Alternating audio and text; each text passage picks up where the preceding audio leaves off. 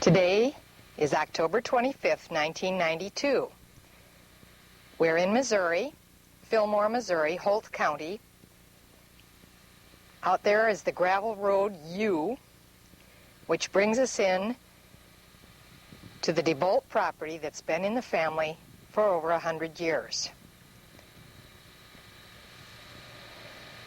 Jim and Lillian DeBolt, better known as Mom and Dad,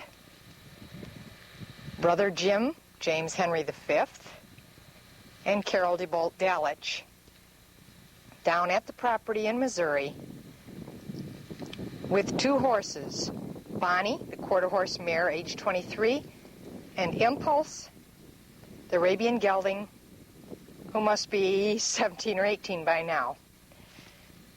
This is the dirt road that brings us into the property, and here is the ditch that is the north boundary of the DeBolt property.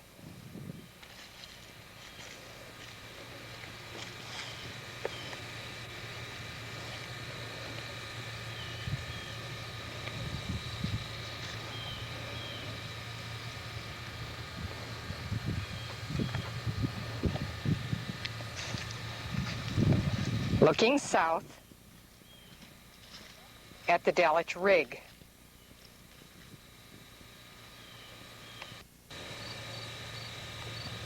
The horses are not here right now.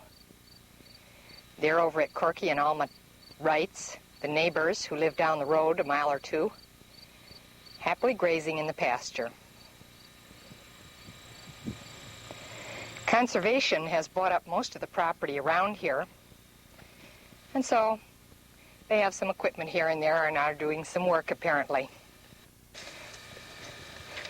We quote-unquote pasture the horses here during the daytime, as long as one of us is there to babysit and make sure Bonnie doesn't step the fence down and go over, looking for greener pastures on the other side. And here's our unit.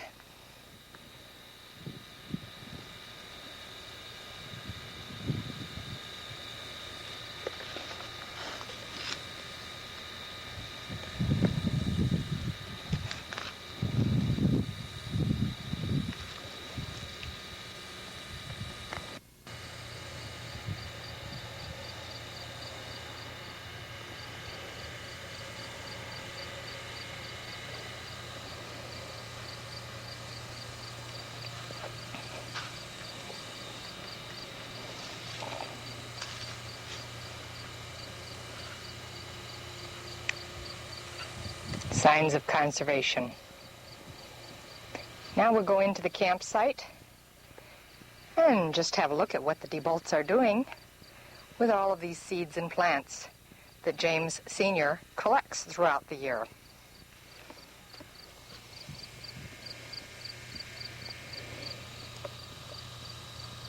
Hickory nut tree.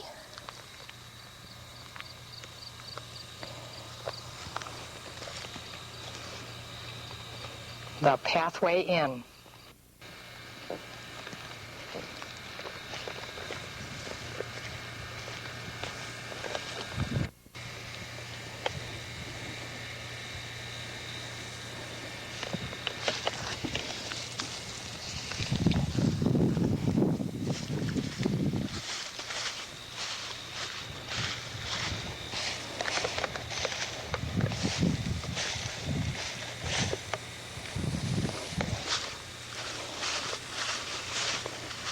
We had to clear all of this in order to be able to get in here.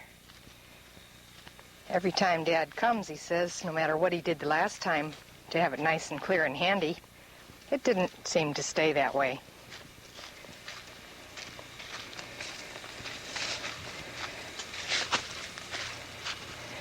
Jim made a shortcut to the camp, and this is the old route.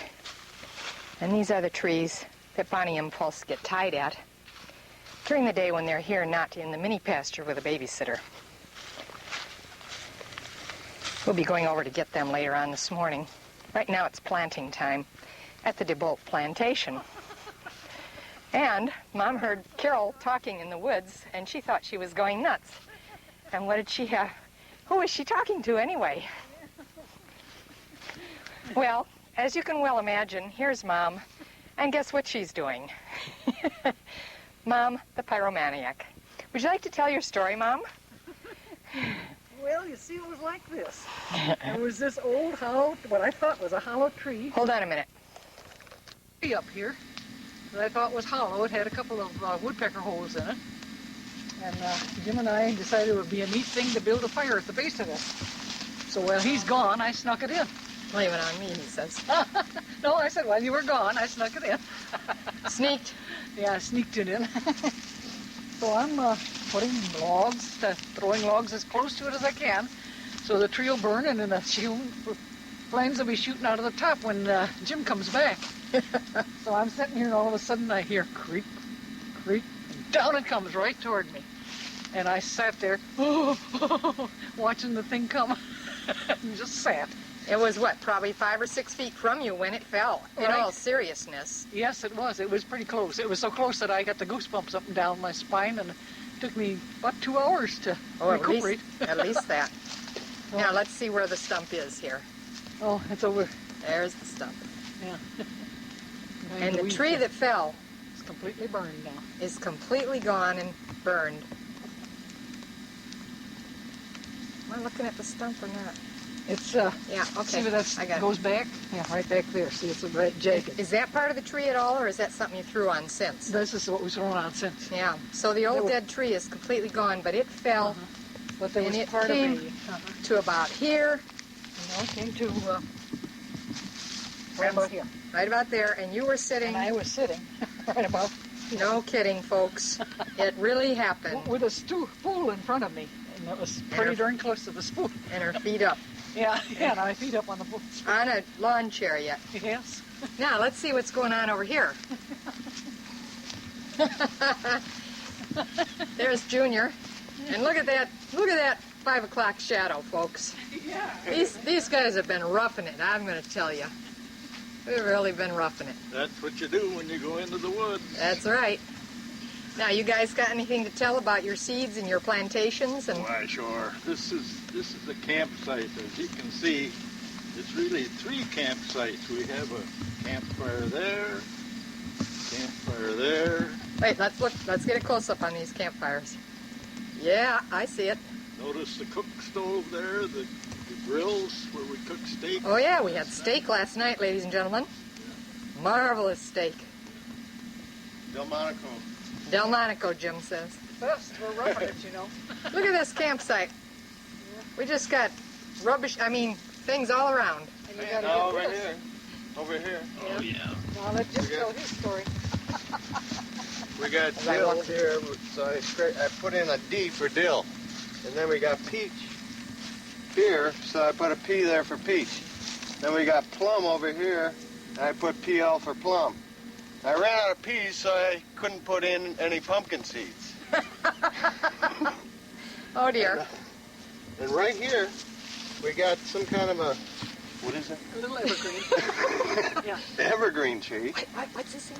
That's an evergreen tree. All right. Put your fingers Cedar. behind it so it can be seen. Right over here. You know what? Hold on. Cedar, Let me. that's a cedar. I have to do a close-up photo. Okay, go ahead. Okay, this is a cedar tree, and we expect that to be about this tall when we get back. Right out. And now over here is a oak tree, and that was green when we got here, and now it's red. Wow. What's that on your finger there, Jim? That's a Band-Aid, and I had to put that on because I scraped my finger playing Paul Bunyan. Clock shadow. And that, This is a machete. that's how we got in So here. used to get the weeds down. You're going to have to tell us your... Uh-oh. This is an essential tool. You gotta have a chainsaw if you come down here. Because as you can see, it's a jungle. Like to have you pan in on those weeds over there. All right. It looks to me like they're about 18 or 20 feet tall. Those are weeds, not trees. Yeah. Of course, you're standing in front of some, too. Yeah. And over that way, see that desk there? That's Carolyn Malt's Donation. desk. Yeah. And if you go past that desk, you'll find a deer trail. All right. It winds around through those tall weeds, branches in different directions. Jim followed it yesterday, and he found a place where the deer bed down.